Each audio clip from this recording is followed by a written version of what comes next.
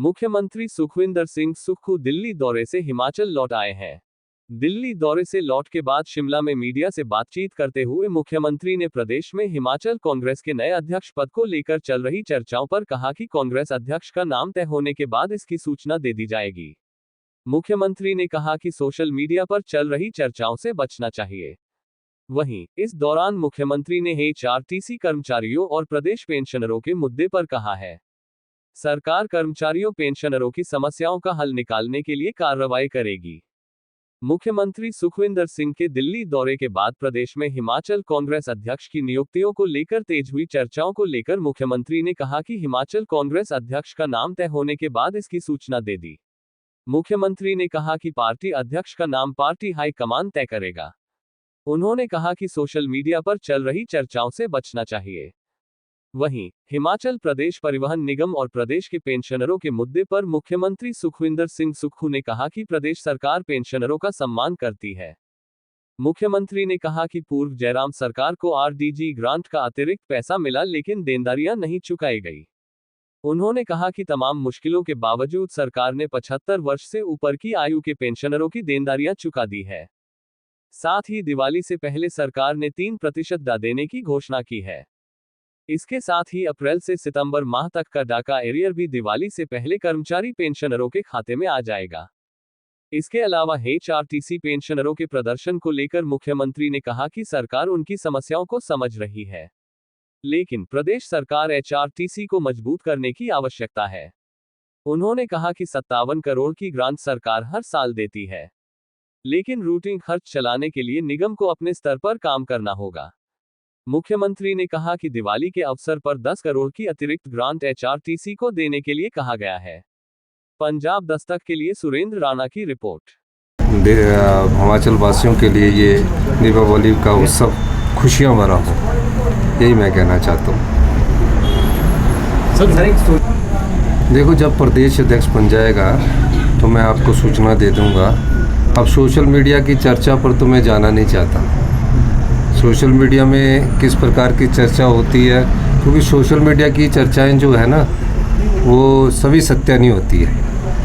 तो कुछ में सच होता है, कुछ में सोशल मीडिया में कई प्रकार की बातें चलती हैं। तो हमें जब तक कोई परिणाम सामने ना आए तब तक उसकी जानकारी पर विश्वास नहीं करना चाहिए। जब परिणाम आता है तब उसी जानकारी पर विश्वास करना चाहिए, यही मैं कहना चाहता हूँ।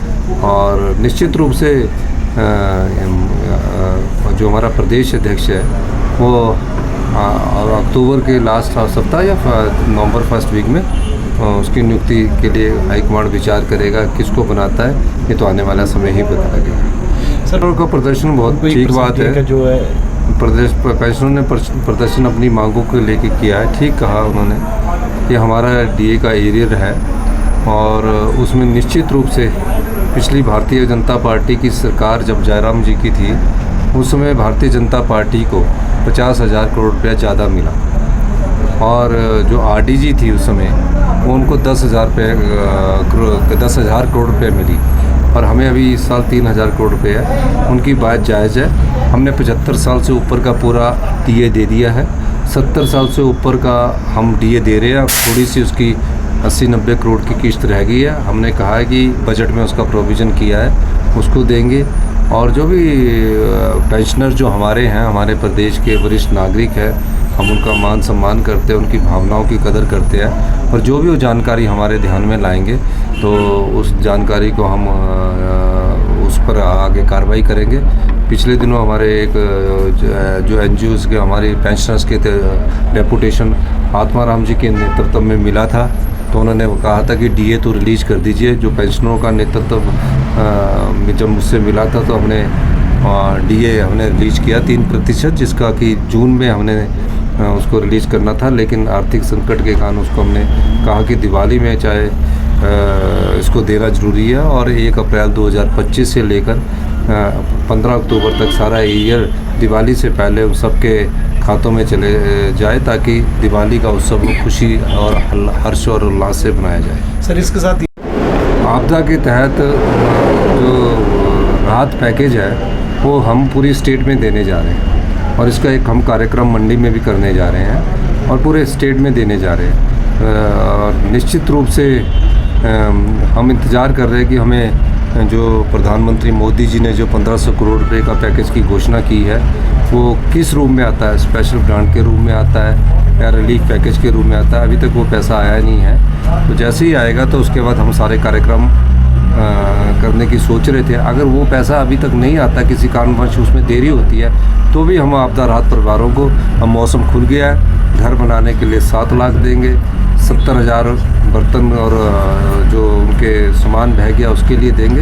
इस प्रकार से मैंने आदेश दे दिए हैं और प्रदेश के जिन भी परिवारों को आपदा से नुकसान पहुंचा है, हिमाचल प्रदेश की सरकार उनको राहत पहुंचाएगी। धन्यवाद।